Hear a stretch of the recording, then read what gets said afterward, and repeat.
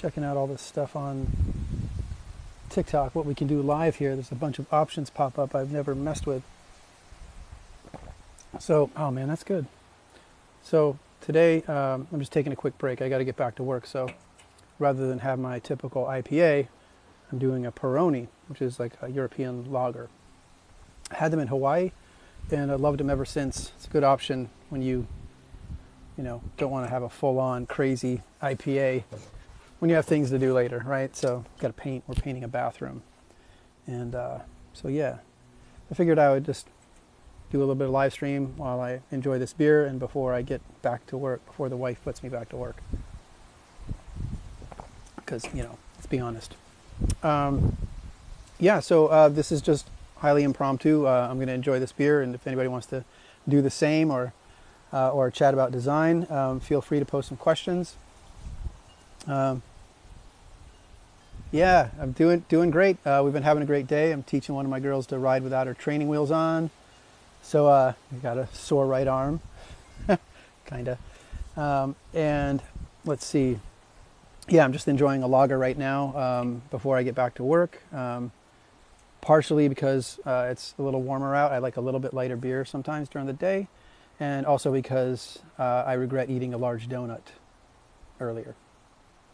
Because, we stopped at the donut shop and man, they're so good. We have a local donut shop that's nice. But anyway, so I figured I would open up the live stream for chat, take some questions, or just if anybody else is enjoying a beer, feel free to post what you're drinking. I'm always curious about trying new types. I tend to lean IPA. I love IPAs. Holy Water's a good one by Sumerian, local brewery. There's so many good IPAs. And there's a whole world of, obviously, if you're into beer, you know this, but there's a whole world just of IPAs. I mean, within IPAs. And I prefer the citrus IPAs. They're really nice. And we used to have the Red Hook. I used to live close to a brewery, the Red Hook Brewery, and you could smell, you could smell it. It was great. But they're gone now. I don't even know what's there, but I'm sure it's really cool. Again, I'm just taking a bit of a beer break before the wife puts me back to work and taking questions, talking about design. I made a post today.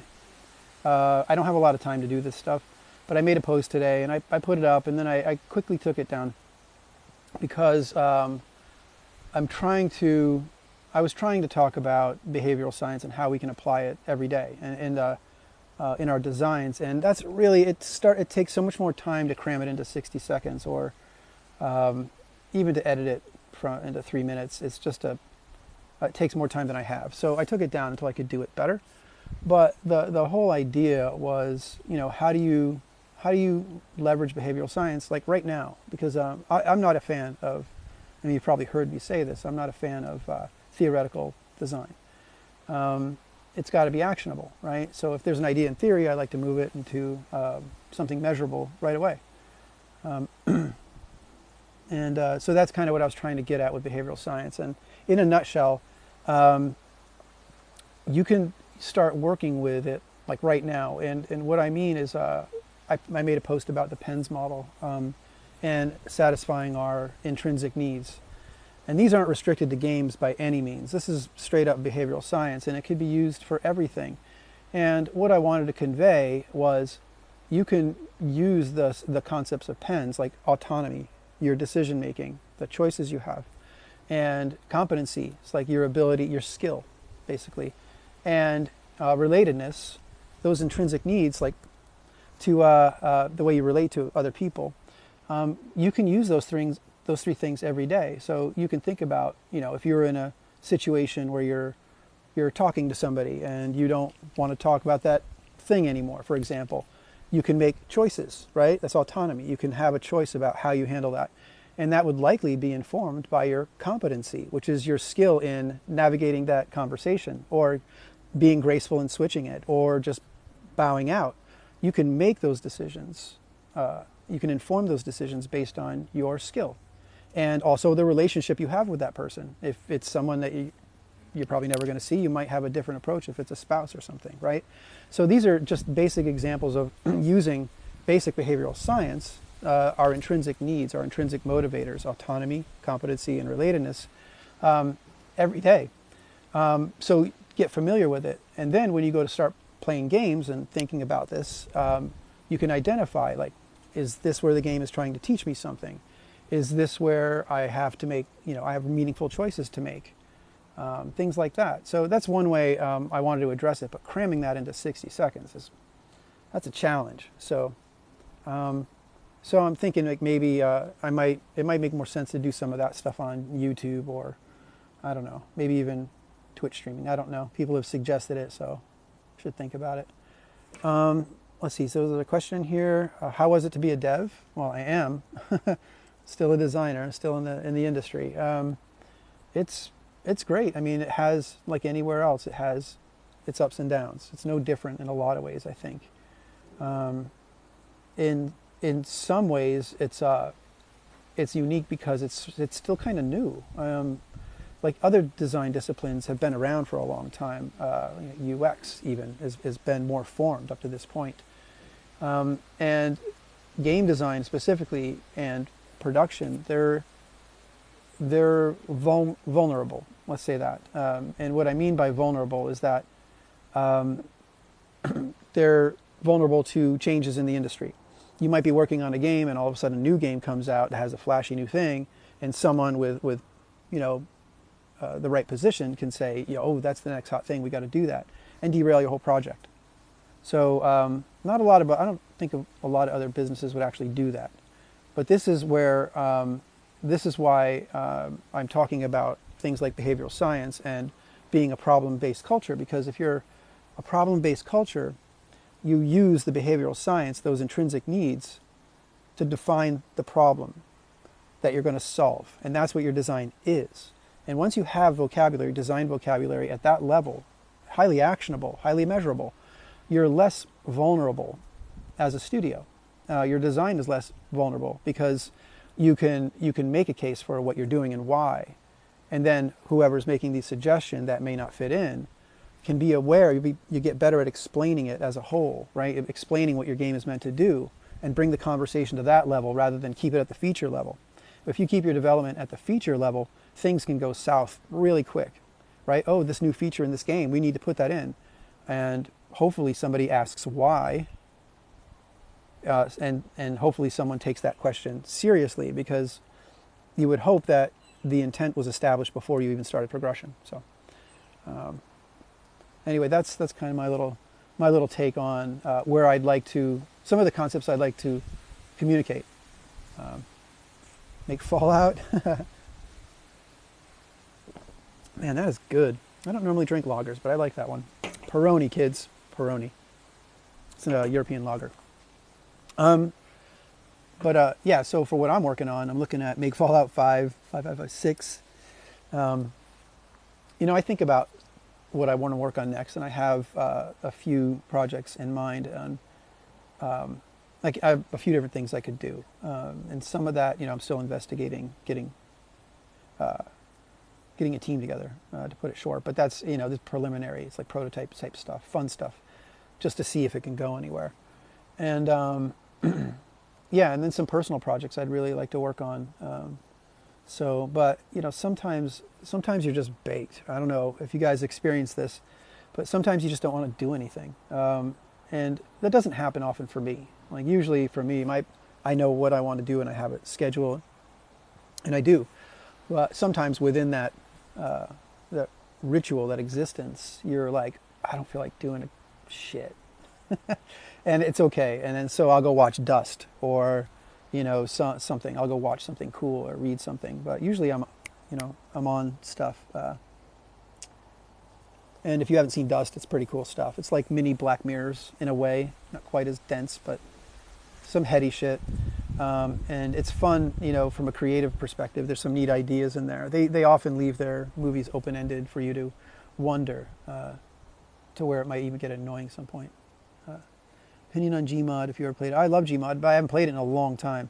I messed with it, so many years ago. And Gary's mod is awesome. It's a lot of fun. I like the idea of making comics with it, like all that Concerned stuff, which is, some of my favorite stuff on the internet.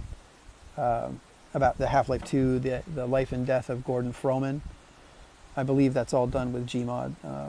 But yeah, I mean, what you can actually do with it in terms of play is cool too. But I dig it. I don't. It's not my go-to. Usually, I'm a little more. Well, I should try it. I should try it.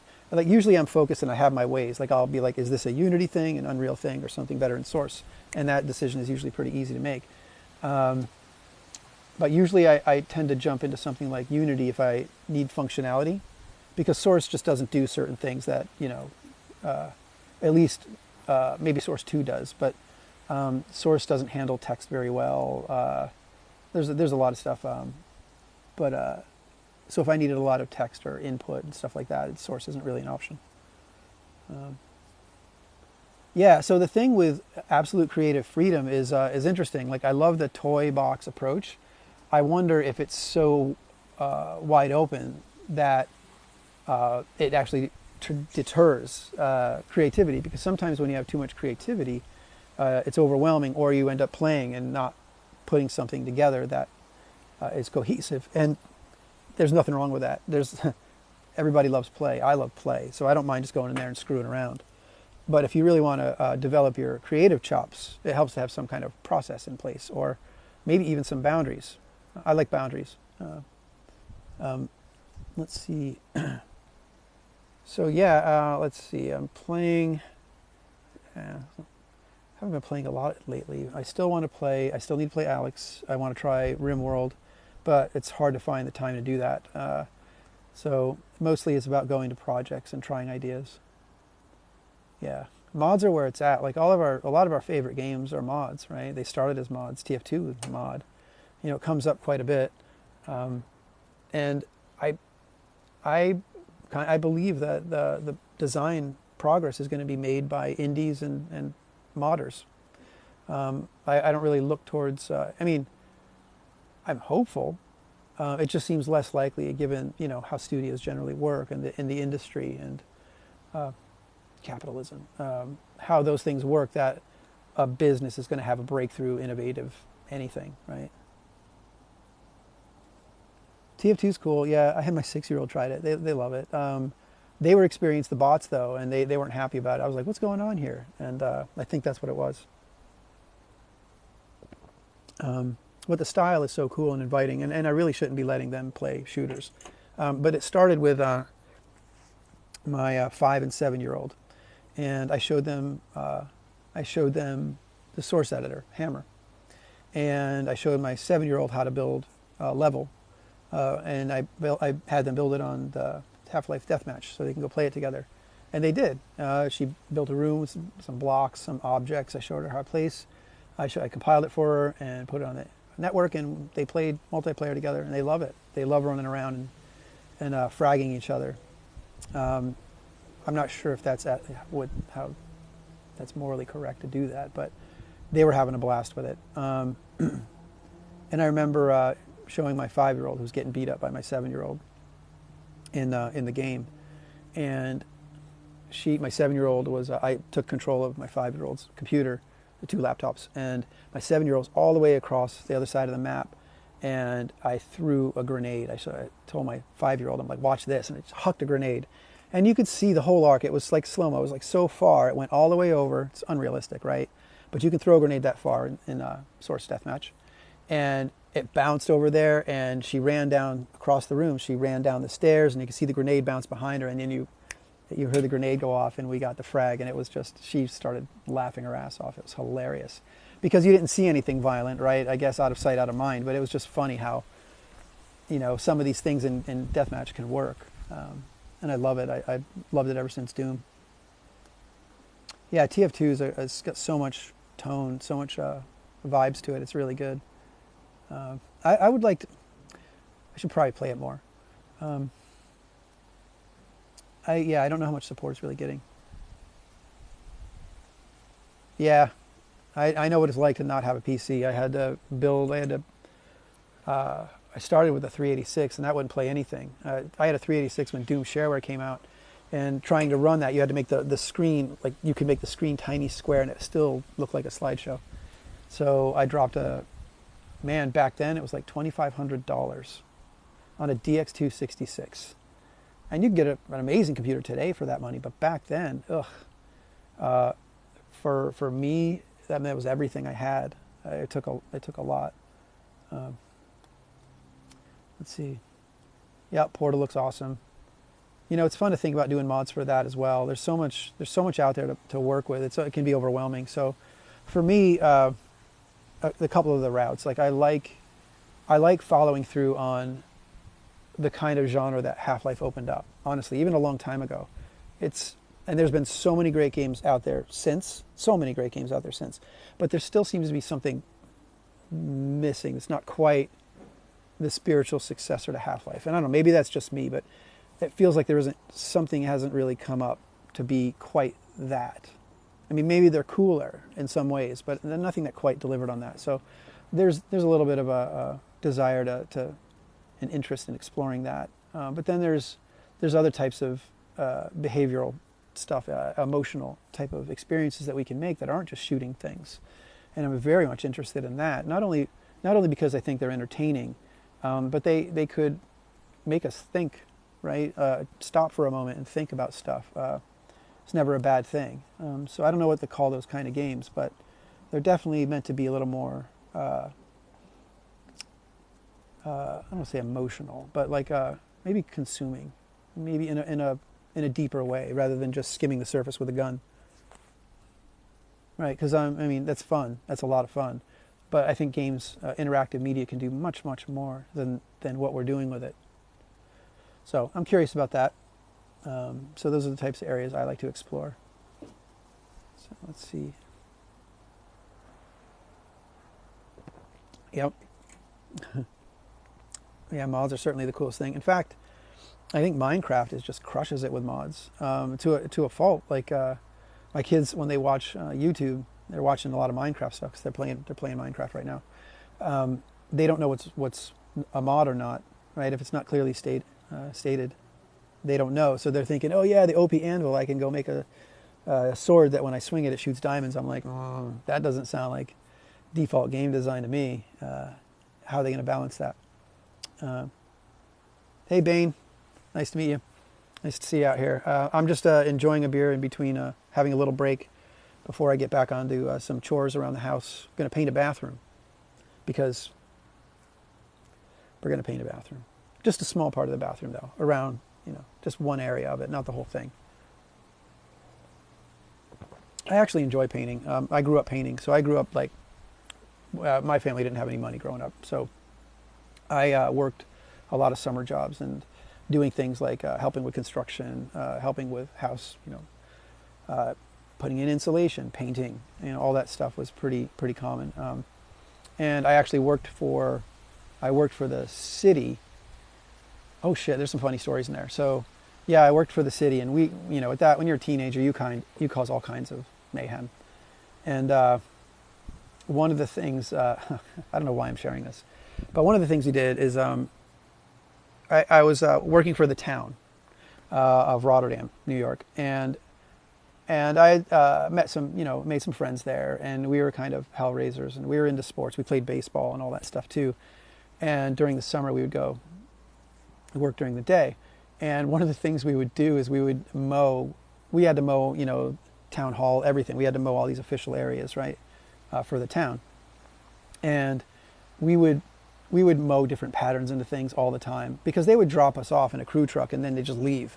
And we're like, let's just have some fun. And we'd set the mowers at different heights and put these crazy patterns into things and just have a blast. And then the guy comes back with the crew cab to pick us up. He doesn't even look. And that's the job. And sometimes they get a call later, especially at town hall. They got a call because we did the zigzag pattern. We did this really funky zigzag pattern. It looked so cool. It looked really cool. I don't give a shit what they say. And so, yeah, we got picked up in the crew cab. We get back, and the next day we got bitched out because we did this crazy pattern. And anyway, towards the end of the summer, we would, I remember getting a little rowdy one day, and I'm walking side by side with my buddy because we're trying to optimize. We want to get out of there. We want to just mow and be done with it. And so we tried this idea of mowing side by side, like double wide with the hand mowers. And I remember doing that, and it worked really well until I was tempted to lift the mower and nibble on one of his wheels. And of course, he wasn't going to have that. So he nibbled on one of my wheels. And so we're going back and forth mowing this area, this big area, taking little chips off of those plastic wheels with the mower. And it probably doesn't, it's much funnier than it sounds, I guess. But we were laughing hysterically. And so this went on until we actually finished the job. And when we loaded the lawnmowers back into the truck, the crew cab, they were just the pegs. There was no wheels. There were no wheels anymore. And we actually finished the job by dragging them on the ground and burning up the grass. It was terrible. It was stupid. But those are the kind of things you do when you're a teenager, right? Like, anyway. So that never goes away. If you're wired that way, that follows you around forever, or at least follows me around forever, because those are the types of things I like to do in the workplace, because you're creating bonds with people. You know, you're not doing anything like that. You wouldn't do anything like this at somebody else's expense. This is, it's just bonding with your teammates. And that's where I think a lot of magic in making games happens. I was working on Plants vs. Zombies 3. I was basically brought in to do the incubation for that game. And this is where I learned a lot about behavioral science, because I was working with behavioral science teams that specialize and study it. And I was working with consumer insights, and had access to crazy amounts of player data, and I absorbed it like a sponge over a year.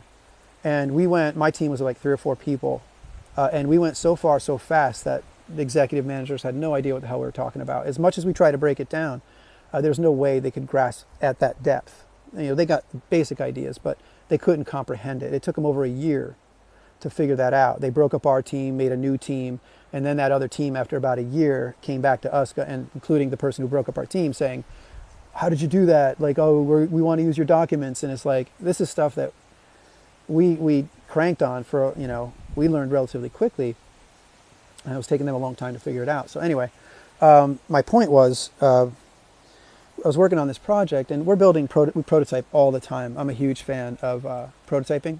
I find it very effective at communicating. It's part of my design language, in lieu of documentation in some cases, or very light documentation with a playable prototype. And we were demoing some of our new mechanics, and for one of the graphics, I came up with an effect. It was, what was it? It was like aggro. It was rage. It was some rage ability or something like that. So I went online and I found this awesome piece of art for Rage Face. And you guys know Rage Face? You've probably seen it. It's like a meme forever. But it's Rage Face, but somebody did it in high def graphics, and it looked amazing. So I clipped this, and I just used it. It's a prototype. It's nothing we're going to check in or anything like that. And I put that graphic in, and I forgot about it. And the team lead went to go and show the execs this build. Yeah, those old Rage memes. That's it. So they went and showed executives. Our team lead brought it. I didn't even think twice about it, but he was going to go and show them, while we continued working, and he did. So he showed them the build and everything, and Rage Face comes up, and he told me this afterwards, and they didn't think it was funny. We were laughing our ass off. But as soon as we heard this story that they saw it, we were dying. It was like, oh my God, yeah, that was hilarious. And they're like, no, they didn't like it at all. And so I'm thinking to myself, and I even said this, I'm like, well, if that's the culture they want, right? If they don't think that's funny, then and they're not going to support that type of humor and team bonding or whatever you want to call it, then what do they think this game is going to be, right? If you're being stone-faced and you don't let your teams have fun, or even try to understand why the team might think that's funny, then you're really missing out on what your game is going to turn into, because the games are a reflection of the culture and the people that make them, right? So if we're doing these funny things like that, you can bet your ass you're going to see funny stuff like that in the game. So anyway, I don't think that point was ever made upward, which is unfortunate. Most of those people didn't last long. They were shuffled out shortly after. But come on, it's like, if your leadership, right, and your management, it's really to your advantage to be aware of the culture and how how you build that and how you nurture that culture. And a lot of it comes from the top, the way you get your messaging, the way you hear things, the way they're conveyed to you. That was PVZ3, like the incubation. Like we started that 2015, no, it wasn't that early. Yeah, it might have been. I started that incubation very early, and we had great design for it. And then we went deep. I was explaining we went deep on behavioral science and really dug into the game. And I think we had a phenomenal design, phenomenal concepts at play. But there's a lot of newish stuff, not things that couldn't. They were absolutely achievable because we had great tech representation on our team and we prototyped a lot.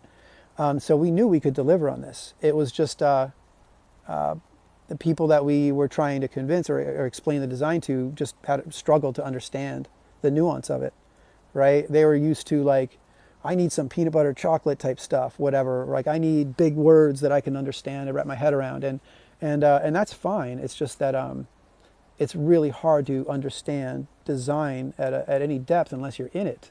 Even if the team conveys it to you regularly, communicates it, which you need to do, it's either that's like the best you can do, or you earn so much trust that they don't have a need to understand everything, right? It's a lot like music in the 60s, how the music industry changed. It was a bunch of old executives. They're like, I don't understand this stuff, but the kids seem to dig it. And they would let it go through. They would let music go through they didn't understand. But then, and they would hire kids that they thought were, their audience to come there. And so eventually all those kids took over and they knew everything, right? They became the people who decided what music was good or not. And they took the exact opposite approach. They're like, oh, I know this is good. Therefore the musicians should do this. And I'm not going to back any music that doesn't sound like this or something I like. And it didn't used to be like that. But I think we don't really, it's the same thing in games. Like a lot of people just know what they need from either a business perspective or from a perspective that's going to keep their job safe, right? Like if you're a highly paid executive or whatever, manager, and someone's saying, they have expectations and you got to make this game. There's more of an instinct, in my experience, far more of a drive to protect your well-being, your career, than it is to make a great game. And it's painful to say that, but it's been my experience, right? So, if you're interested in being in games, or if you're in games, I mean, these are very, realistic view of how this stuff works. And I think games are vulnerable to it because they're not as well understood yet. So when somebody comes in saying, I know, which for me is a huge red flag. If anybody, I don't care how much experience you have, if you go in saying, I know how to do this, and I know, that is a huge red flag because every context is different. And I certainly don't do that. But all too often people come in with their bag of solutions, their bag of ideas. And I would encourage, and that's great for starters. That's usually the sign of somebody who's junior, right? You wouldn't expect that from senior people, but it happens all the time. What I would encourage is try to understand those ideas you're working with, which is why I'm kind of big on the behavioral science and PENS and thinking of things in terms of the problem space, because those are less susceptible, they're less vulnerable to feature-based design, or wouldn't it be cool if design, and they're just a little more resistant. They're more deliberate in their intent, and they're more inclusive with the team. So, I think building that vocabulary is going to help our studios be better and help design progress as a discipline.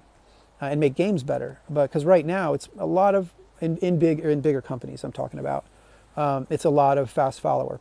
It's a lot of chasing something that's popular and maybe making a twist on it, right? Because that's safe for the business, and it's understandable. I'm not bagging on it. I'm just all I'm saying is that that's kind of a realistic view of the industry, and rightly so. So if you come in with grand ideas about how to change the industry and stuff like that, you'd have to be ready to temper it and make it in small increments. And that's what I do, right? Like, you got to be realistic about it. So, I try to take my own advice. Like, okay, what's cool about this design? How do we make a change? Like, you don't have to explain that your goalpost is 100 yards out in whatever. It's this cool new, type of game or a mechanic or way of thinking about games. You don't have to let your managers and everybody know about that goalpost if you don't want to. You just need to be able to do the small changes and keep in mind where you're trying to go. And that tends to work very well because, a lot of times people don't really want to hear anything that's not relevant to right now, right? Time is money. My favorite engine, I have a bunch. I like Unity. I like Unity because it's fast and there's nothing that blocks me. There's nothing I can think of that would block me in Unity. Whereas, my kids are making fun of me. I love the Source engine and it's great for a lot of things. Mostly it's when I'd want to use the content, the assets. Less so for scripting, although I enjoy pushing their scripted system. But like if you need to do anything with text or input, Source is just not an option. It doesn't handle that. I haven't messed with Source 2 though, but my experience with Source is it won't do anything with text very, very well. Not elegant. Like trying to put text on a prompt somewhere and interact with it. You could write code to support it, but at that point I'm like, I'll just go to Unity. Unless I need Half-Life content for some reason, unless I'm thinking of a mod or something like that.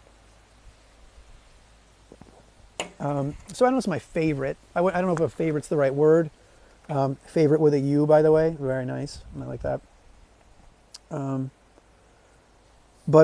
I'd say it's the most versatile for given my skill set. If I had to make a call for a larger team, I might look at Unreal, depending on the project, right? Just for a lot of reasons, pipeline, stuff like that. It seems to scale a little better than Unity. But if any of my friends at Unity are watching, I know some people over there that I'm going to probably slide some ideas to. And I'm sure they're aware of them. We all make games, so as people, just kind of what we do. Let's see. What project was this? That was PVZ3. When are you going to close the servers or team? I have nothing to do with Valve anymore. I left Valve like '99, so I know nothing. And even if I did, I wouldn't be able to share it. Unfortunately, right? That's the way the business goes. So when I post stuff, I make sure that it's things that people have seen or could have seen that's out there. And really, what I would do is just have a different angle of it, or provide some background and give it some context. Like you might see Absolute Zero and all the stuff they built based on screenshots, which is like super impressive. And I want to look at it. I was talking with Tyler about maybe we do a video going through Absolute Zero and talking about how close they got it to the prototypes that I built, because the stuff I did. And that sounded like it could be fun because one, it's impressive work they did, but two, I'm curious.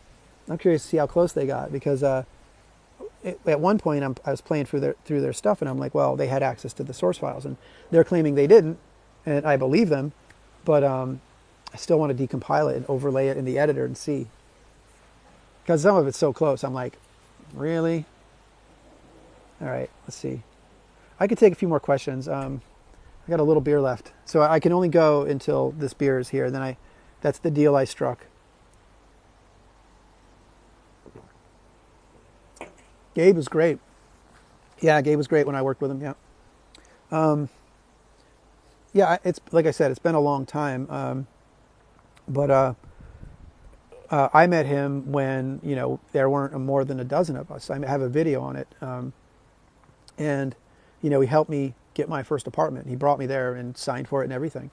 And then we went out and got a futon, and I mentioned that in a post too. It was hilarious. We're trying to jam this futon in the back of this little hatchback BMW, and so that's kind of how I met Gabe. I mean, after my interview, he swung by the hotel I was staying at, and we did that. And he would stop by my office. He would stop by wherever I was working and check out stuff. But yeah, Gabe was awesome. I don't know why that would have changed. I can't imagine why. But or if it did, I don't suspect it did. But yeah, and I learned a lot from him too. Like just from when you ask somebody a question, right, and you watch them think about it, it's a powerful thing, or at least it was for me. I'm from New York. I'm used to being like I'm answering it before you're done asking it, and which is not only rude, but it's it's how I grew up. We're all Italians, upstate New York. So I'm Italian, all that. So we're used to talking energetically, and out here that doesn't really vibe with people too well. So I learned how to fix that. But seeing someone like Gabe speak, someone who takes pause usually to think about something.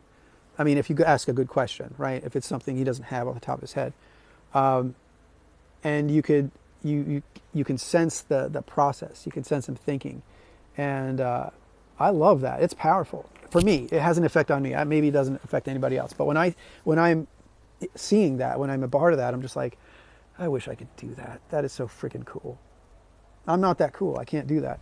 Like, he'll just sit down and, and you're like, anyway, I love it. Yeah. So in my opinion, yeah, great boss. Come on, look at this stuff that's happening or that he's made happen. I mean, I wouldn't be here without that. So, playing CS:GO, yeah.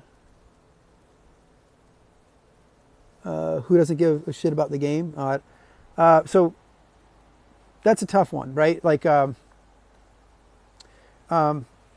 that's a lot to ask for an individual, right? Like, you got to think about it. Like, try to consider what it might be like to run a company like that. It's really hard to imagine. Believe me, it's going to be really hard to imagine that. But that doesn't mean you couldn't, put your foot down and say, I want the community to address this. But I can't make any assumptions. I'm too old and I've been around the block too many times to assume I know anything about anybody, right? You're like, oh, it should be doing this. No. The reality is you wish somebody would do that. And I agree. I absolutely agree. I wish there would be more people on this. But to say somebody doesn't care about something is probably not accurate. Or even fair, right? Like, because imagine somebody saying this about you and your work. And this will come in handy. I know I don't want to sound like I'm preaching, but these are the types of things that'll bite you in the ass when you're working with people, right? Like, oh, this guy, he doesn't care about something. It might sound, light and airy to you, but, come review time, somebody might take issue with that kind of talk. So, I agree. I wish there was more support for all that stuff, by the way.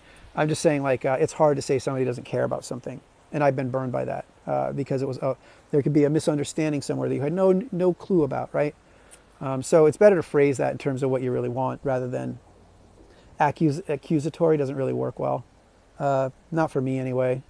When I was younger and a prick, like someone who would chew the wheels off a lawnmower, I would probably use that technique a little more accusatory. But as I get older, I'm like, it's too hard to know what's really going on.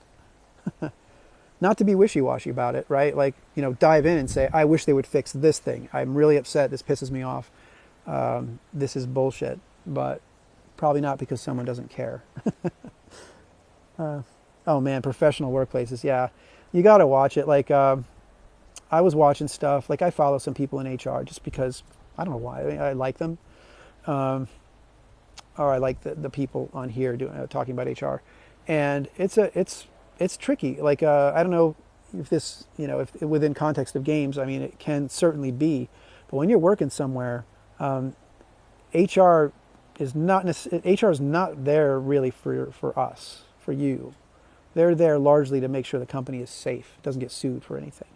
And I saw a post today about that very thing. Like, to check up, like if you ever go to HR about something, make sure you read the report they write, because they might reframe it in a way that protects them and doesn't benefit you at all and can harm you during review time. So again, I've been around long enough to see this. You go to HR thinking that they're going to back you on something, and that's not their job. Be aware of that. I know I've seen a lot of people make that mistake. Oh, I'm going to go to HR because this or that or the other thing. And it's like, okay, they're not your therapist. They're there to protect the company. So think about it from that perspective and reframe your message. So I guess to line it up with the CSGO comment is like, just frame it in a way that is going to benefit you or not harm you, right? Like when you talk to them, like don't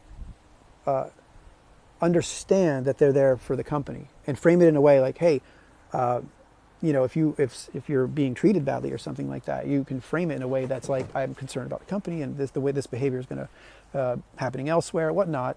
It's more of like, I care about the bigger picture than me, because they're not there for you. So anyway, it's a bit of a tangent to most of the stuff I talk about, but it's definitely reality of being in probably any business. And certainly in games. Games, people can be finicky, right? There's all kinds of stuff, and it never hurts to be a little extra careful.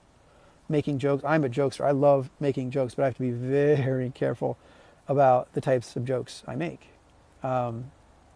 which is not always easy, right? Because you want to be inclusive, and one of the ways to be inclusive is to invite people in on your deranged sense of humor, or bring them into it in a fun way that's inclusive. But it's fun when it happens, and it's totally worth the work, by the way. Building a good team that you want to get up every day and go and work with. I miss that. It doesn't work remotely as nearly as well. So I'm sure we're all experiencing this in some way. But yeah, working with people like at that level is a blessing if you can find it. And I've had that even working when I used to paint houses, right? When I was a kid, it was great. Like you could, because the work was kind of mindless, right? Like in a way, once you got taped off and going. But yeah, those bonds are priceless. Yeah, all that shit going on with Blizzard. Whoa, I haven't even read the whole thing. But I've seen people speaking out against it. And I honestly, I hate to say it, I'm not surprised. Yeah, it's not even, it's beyond controversy. It's like, that's the culture, right? It's hard to believe, but I mean, it is, but it's also not hard to believe. It's disappointing, I guess. I don't know what's going to happen. I didn't read about it. I haven't followed it that closely. Other than it's a pretty severe reaction, right? Something serious happened, but I've been lucky enough to work at some places that even EA. When I was at EA, they were all about diversity, and it was great to see. I've worked with people who have transitioned, and it's like, and I never really thought about it. I never even thought about it. I'm like, we're making games. I mean, you were cool before, you were cool now. Let's make some games. And so it never occurred to me that could bother people, right? Like, oh, this guy's a different skin color. That bothers you? Really? So I didn't grow up that way. I mean, I grew up with all kinds of people, mostly Italians, honestly. But it never occurred to me that would derail me or be something worth thinking twice about. But apparently it's inequality, is rampant still. Like, and it's like, you'd hope we'd get out of that in games, but it's actually, there's a lot of it. And you've probably seen some of the TikToks about, female gamers and stuff like that, the way they're treated. It's terrible. They joke about it to get the point across, but it's pretty bad. Anyway, I don't want to get preachy here.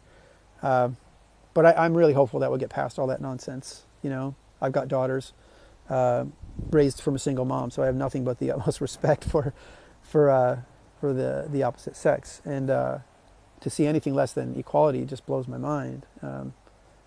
Again, I'll get out of it, but that's kind of my view on that. I won't say any more about it. Do we have any questions about games or stuff before I finish off my beer? Or hell, is anybody doing something cool this weekend? I'm hoping I get some seat time and I could try some ideas. I got some design ideas I want to play with, some things that get a little bit closer to some clear examples of behavioral science. I want to test them in one of my own designs so that I may actually show them in like maybe a stream, or maybe I can make a post about them to help highlight, because the concepts get kind of dense.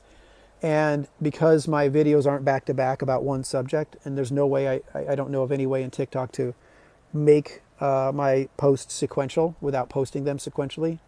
Listen up, TikTok, that's a good feature. If you can let the user organize their posts, then you'd be able to step somebody through something. It'd be cohesive while they're flipping through. You get part 1, 2, 3, 4. And then what's this odd one they did of a dance, right? Won't be me, but you know what I'm talking about. It'll be out of sequence. Whole lot of D&D. Nice. People are still playing D&D. I love that. I'm I got my kids into it. That's how I got them into games. Actually, I started talking about paper because they were drawing, and I found a pad of graph paper, and automatically I'm starting to think, oh man, where are all my characters? Which I did find, by the way. I found my character folder from when I was 8, 9 years old. That's when I started playing D&D, and it was awesome. And a lot of them were X-Men. I made a lot of my D&D characters were X-Men. So, what are you gonna do? Oh, nice. Oh, that's awesome. Yeah, D&D is great. Especially, I mean, think about the games that are. Think about like Dwarf Fortress and RimWorld, right? Like the stories created. Well, D&D, somebody's actually planned that out, or at least thought about it, and is going to run it. That's incredible. It's fun. So, but yeah, fun stuff. I don't think. Well, you know what? That actually brings up a good point. Maybe I can DM the kids in a dungeon. We can do a. Yeah, we can go on a quest. That'd be fun. Huh.